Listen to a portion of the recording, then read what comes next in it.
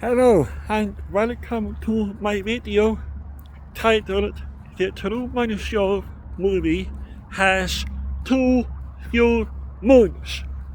That's right, there's only one moon in it which is used as a studio. Sadly, that means there is only one moon in that movie which has one functional purpose, and that is to be basically a big studio.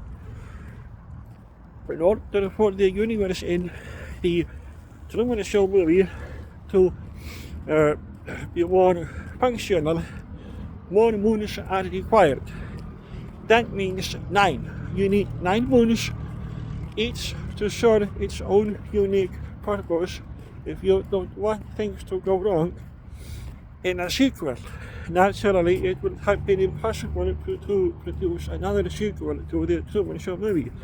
So my first reaction when I saw it was not to go paranoid and wait until another object hits the ground and that's marked serious whatever. Instead, I just wanted to explore things that were missing details, and that was all. Years later, I began to realize something that the producers overlooked, and that was the absence of moons required to complete all functional processes belonging to Truman's universe.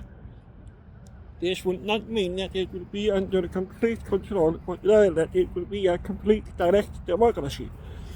Under Truman's life, the world he lived in was a dictatorship managed by one person in charge of the Moon Studio.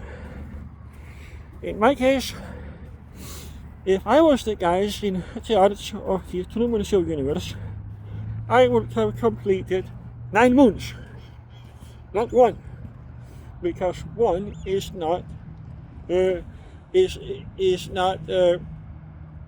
reliable in the end.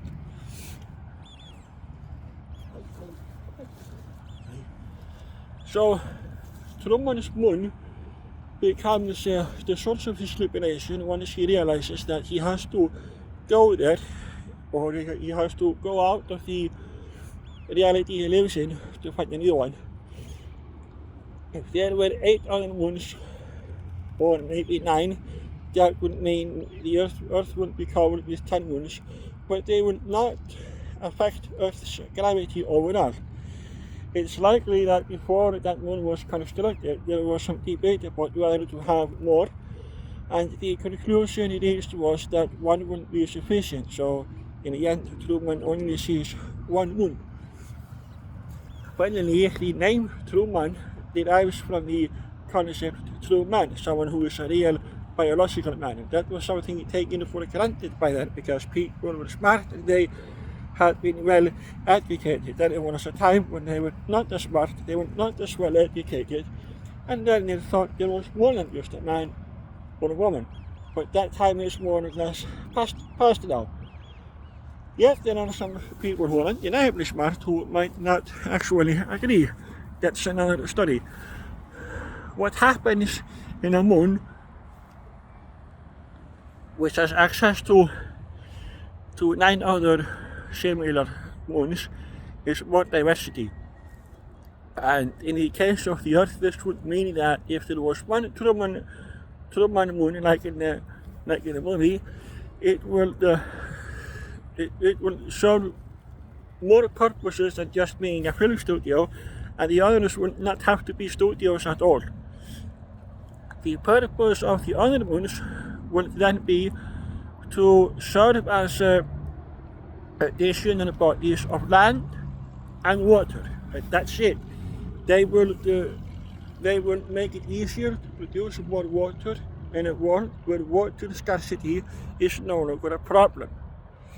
I think that, therefore, consequently, the reality is that in the Truman Show movie, there are actually too few moons. 1 moon is not many enough. So I am not like the guy who goes to an airport station in America and has a Truman Show syndrome and wants to talk to the guy in charge and tell him the difference between right and wrong. All I have to do to find out the difference between your right and wrong is to go search for a dictionary. I can go to the library over there, or I can go to my own library at home, somewhere over there. So there you have it. But if you have 9 moons on orbiting Earth, specifically designed to prevent any destabilizing factors affecting the Earth's gravity or rotational fields, that would mean that they would not adversely affect the way that birds travel or go like they do in this case. So you have one moon made by a civilization which wanted to use it for entertainment in the Matrix movie. I suggest that if they're going to make a sequel, they should add at least one additional one, possibly even more, just for fun and just to see what people are going to say and so on. And that's it for now. In other words, too few moons in the world of the Truman Show movie.